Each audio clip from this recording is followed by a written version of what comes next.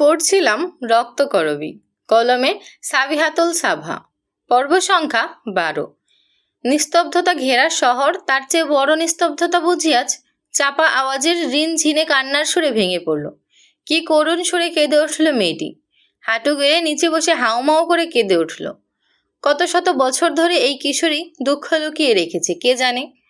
কান্না সুর শুনে বুঝি পাষাণ হৃদয়ে আজ গলতে রাজি। হাতে পিস্তল, চোখে পরাজয়ের অশ্রু, থরথর করে কাঁপতে থাকা ঠোঁট, কি ভারী চোখের পাপড়ি, কি স্নিগ্ধ একটা মুখ। চুলগুলো পুরো পিঠ ছড়িয়ে নিচে গড়াগড়ি খাচ্ছে। ফর্সা মুখটা রক্ত লাল হয়ে আছে, যেন এক ফুটন্ত রক্তকরবী ফুল।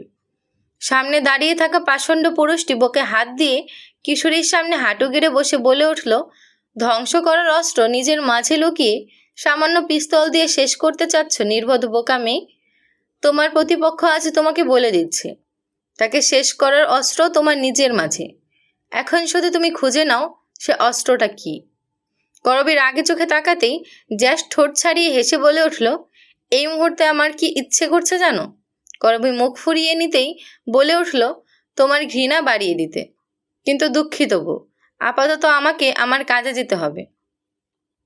তবে রাতে অবশ্যই ঘৃণা বাড়িয়ে দিব। আমার আবার ভালোবাসা হোক কিংবা ঘৃণা, কমে পোষে না।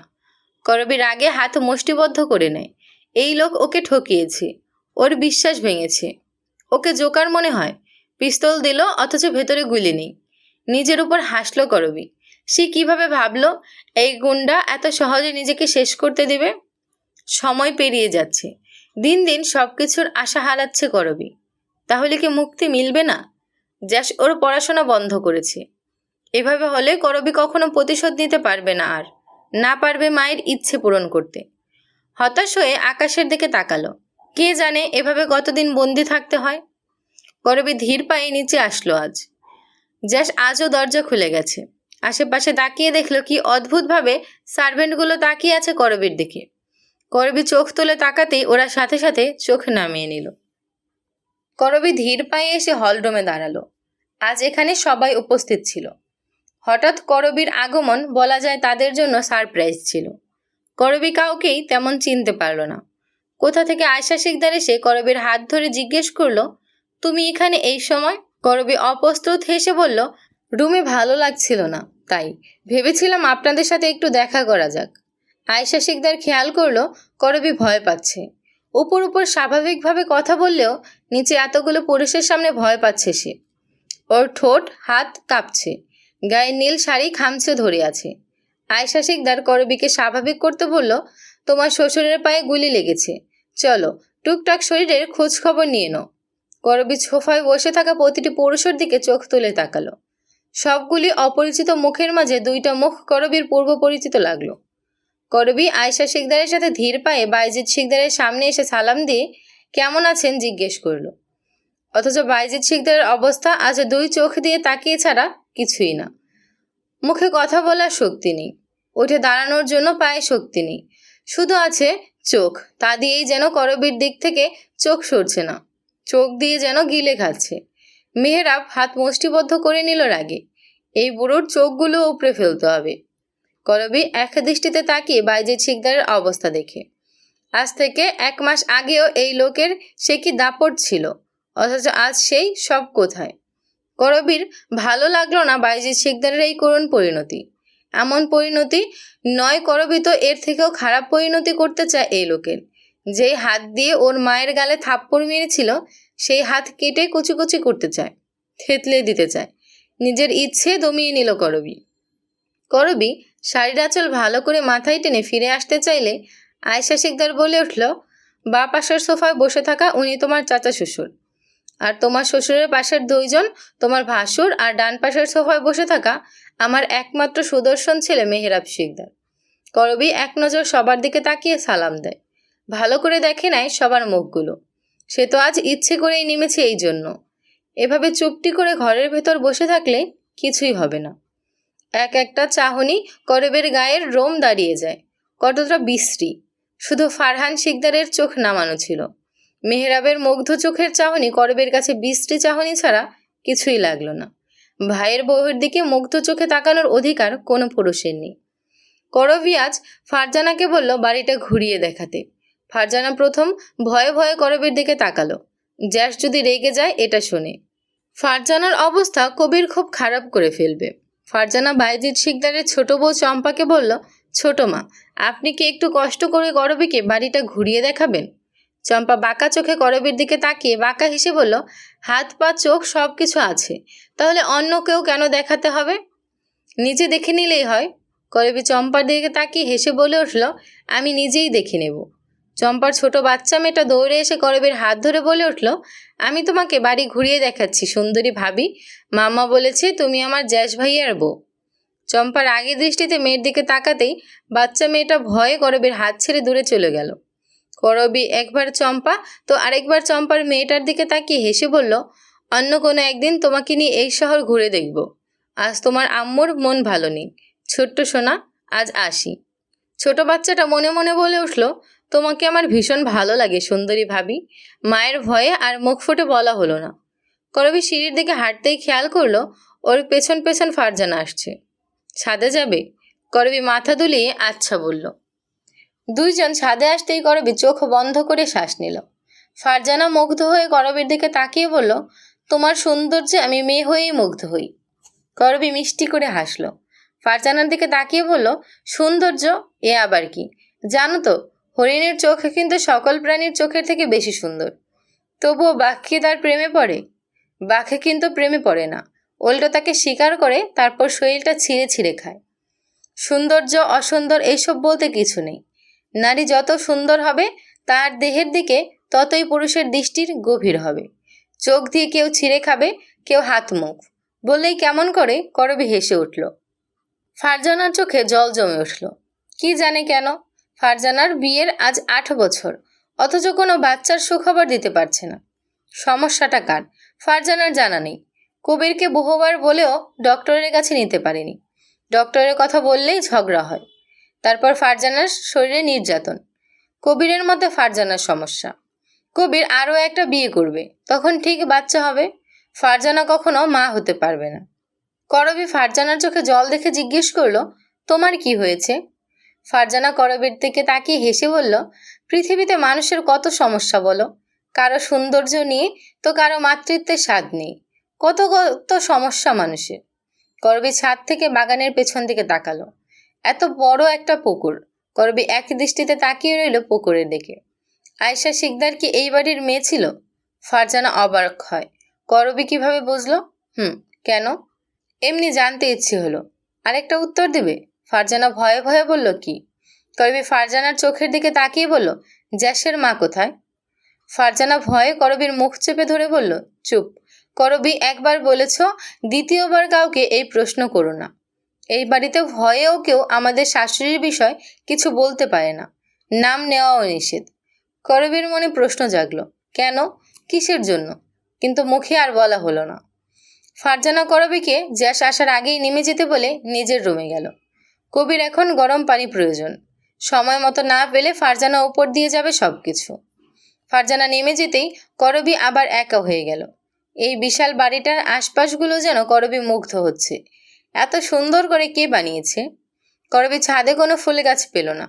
এত বড় ছাদ, কেউ কেন ফুল গাছ লাগায়নি?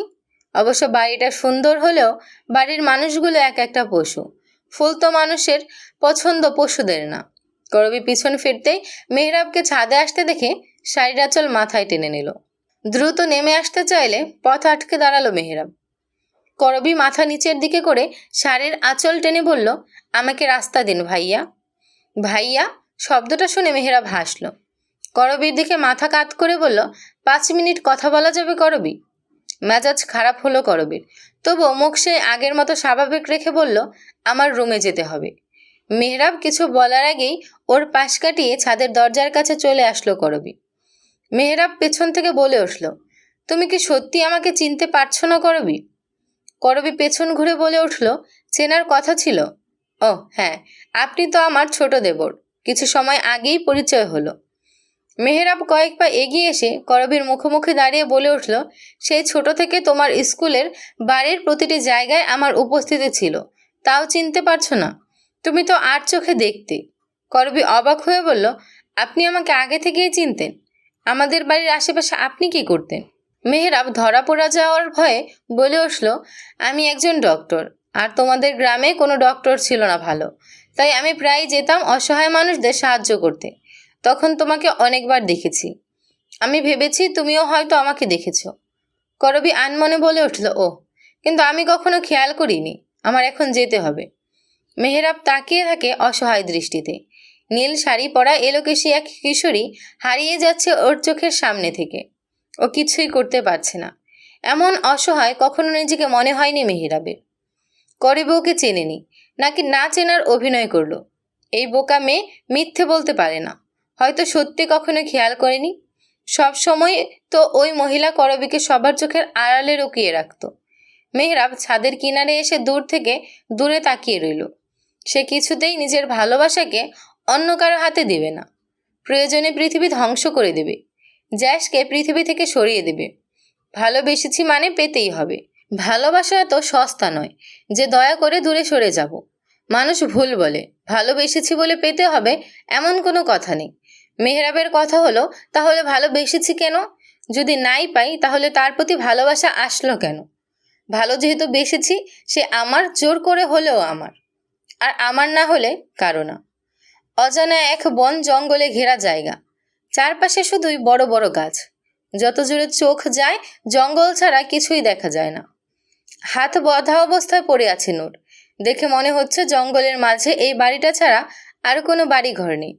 ভয়ঙ্কর পশু পাখি, সাপ ছাড়া এই ভয়ঙ্কর জঙ্গলে মানুষ থাকতে পারে, এটা হয়তো মানুষ কেন, পশুদেরও কল্পনার বাহিরে।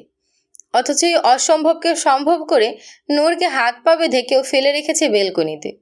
দূর থেকে ভয়ঙ্কর পশুর গর্জনের শব্দে ভয়ে আত্মা বের হয়ে আসার মতো অবস্থা। আল্লাহ রক্ষা করো, কে এখানে এভাবে তুলে এনেছে? নূর চিৎকার করে বলে উঠল, হেল্প, হেল্প, কেউ শুনতে পারছেন? কেউ আছেন আমার আশেপাশে? এত উঁচুতে নিচ থেকে কোনো পশু আসতে পারবে না, যদিও গাছ বেয়ে চলে আসে। নূর তো পালাতেও পারবে না। আর যদি ভূত পেতনি আসে? ভয়ে নূর চিৎকার করে কাঁদতে কাঁদতে বলে উঠল, কেউ আছেন? প্লিজ সাহায্য করুন, প্লিজ, আল্লাহর দোহাই লাগে, আমার হাত পা কেউ খুলে দিয়ে যাও। আমার ভয় করছে, আমি অন্ধকার ভয় পাই, প্লিজ সাহায্য করো। ব্যালকনিতে আচমকা লাইট জ্বলে উঠল। অথচ এই গহীন জঙ্গলে কারেন্ট কোথা থেকে আসবে? আর ও তো ওই বদ ছেলেটার সাথে ছিল। তাহলে কি ওই ছেলেটাকে মারতে আসা গুন্ডাগুলো ওকে তুলে নিয়ে এসেছে? হায় আল্লাহ, ওর সাথে কিছু করেনি তো? নূরের চিৎকার বাড়ল। দূর থেকে দূরে সেই চিৎকার গিয়ে আবার ফিরে আসলো। অথচ কারো দেখা মিলল না। খিদেয় শরীরও দুর্বল মনে হচ্ছে।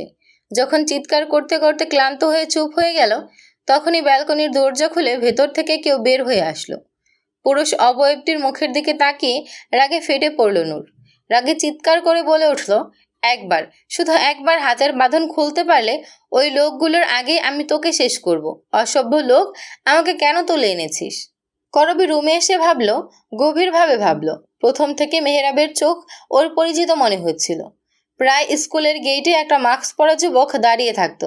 করবীর সাথে চোখাচোখি হলেও নির্লজ্জের মতো তাকিয়ে থাকতো। করবী আর জেসমিন ছেলেটার নাম দিয়েছিল নির্লজ্জ যুবক। তাহলে কি মেহরাব? করবী ভাবতেই হাতে দিয়ে মুখ চেপে ধরে বলে উঠল, তাহলে প্রথম থেকেই সবকিছু চোখের সামনে হচ্ছিল, অথচ আমিই বুঝতে পারিনি। মেহরাবের নজর রাখা, মায়ের ভয়, বাবার পাল্টে যাওয়া, বিয়ে, সবকিছু প্ল্যান করা ছিল। মা কি সবকিছু বুঝতে পেরেছিল? এই জন্য আমাকে নিয়ে এত ভয়ে ছিল। জ্যাসের আগমন তাহলে সব প্ল্যান বরবাদ করেছিল। কি এমন পরিচয় করবীর? ওর মা বাবার আসল পরিচয়ই বা কি? মন্ত্রী পরিবার যার উপর নজর রেখেছে লুকিয়ে, সে কোনো সাধারণ কিছু নয়। করবী এত এত উত্তর কোথায় পাবে? করবী দরজার শব্দ হতেই দরজার দিকে তাকালো। জ্যাস দরজার সামনে এক হাত পকেটে রেখে দাঁড়িয়ে আছে। চাহনি দেখেই ভয়ে হিমশীতল হয়ে গেল করবীর শরীর। মাথা থেকে যেন মুহূর্তেই সকল প্রশ্ন উড়ে গেল বাতাসের মতো। জ্যাস করবীর দিকে এগিয়ে এসে ঠান্ডা কণ্ঠে বলে উঠল, আজ রাতে আমরা চলে যাচ্ছি। করবীর ঠোঁটে হাসি ফুটে ওঠে। করবী জ্যাসের দিকে তাকিয়ে বলল, কবে ফিরবেন? জ্যাস ভুড়ো কুঁচকে বলল, জানা নেই। করবী বলে উঠল, তাহলে আমি মুক্ত? জ্যাস বাঁকা হেসে করবীর হাসির দিকে তাকিয়ে বলে উঠল, কেন? শত্রুকে না মেরেই মুক্ত হয়ে যাচ্ছ? করবী, তোমার আম্মু কিন্তু এটা আশা করেনি। তুমি শুধু নিজের মুক্তি খুঁজে বেড়াচ্ছ। অথচ ভাবছো এটা তোমার প্রতিশোধ নেওয়া। প্রতিশোধ নিতে হলে শত্রুর পাশে পাশে থাকতে হয়। দুর্বলতা খুঁজে সেই দুর্বলতাকে নিজের মুঠোয় নিয়ে শত্রুকে শেষ করতে হয়। অথচ তুমি খুঁজছো মুক্তি। করবী থমকে যায়, চিন্তায় মাথা ভার হয়ে আসে। আসলেই কি তাই? আসলেই কি করবী শুধু মুক্তি খুঁজছে? মা, বোন, বাবা আর ওই নিষ্পাপ মেয়েটার মৃত্যুর প্রতিশোধ নয়? যশ করবীর দিকে ঝুঁকে করবীর গালের দুই পাশ শক্ত করে ধরে বলে ওঠে, কিন্তু আমি আমার শত্রুকে এত তাড়াতাড়ি মুক্তি দেই না। তুমি আমাকে মারতে চেয়েছিলে, এত বড় অপরাধের পর তোমাকে মুক্তি দেই কিভাবে? তুমিও যাচ্ছ আমার সাথে। আমি তোমার থেকে মুক্তি নিব, কিন্তু তোমাকে মুক্তি দিব না গুন্ডা যশ। প্রতিশোধ নিব ঠিকই, কিন্তু মৃত্যু দিব না। যেমন আমি ছটফট করছি মা, বোন, বাবা হারিয়ে, তোমার থেকেও তোমার সবচেয়ে প্রিয় মানুষটাকে আমি শেষ করব, কিন্তু তোমার মৃত্যু দিব না। আমার মতো তুমিও ছটফট করবে, এটা আমার অভিশাপ। করবীর কথা শেষ হওয়ার সাথে সাথে ওর চোখ থেকে জল গড়িয়ে পড়ল। যশ পকেট থেকে একটা রুমাল বের করে করবীর নাকে চেপে ধরে, সাথে সাথেই করবী জ্ঞান হারায়। যশ করবীর হেলে পড়া শরীরটা আঁকড়ে ধরে বলে উঠল, নির্বোধ বোকা মেয়ে, আমার দুর্বলতা খুঁজতে গিয়ে তুমি নিজেই নিজেকে হারিয়ে ফেলবে। যশের কোনো দুর্বলতা নেই, পিছু টান নেই। আজকের পর লাস্ট একটা চান্স দিব, যদি নিজেকে মুক্ত করে নিতে পারো তাহলে অগ্রিম শুভেচ্ছা, আর না পারলে আজীবন আমার নরকে জীবন পার করতে হবে দাসী হয়ে।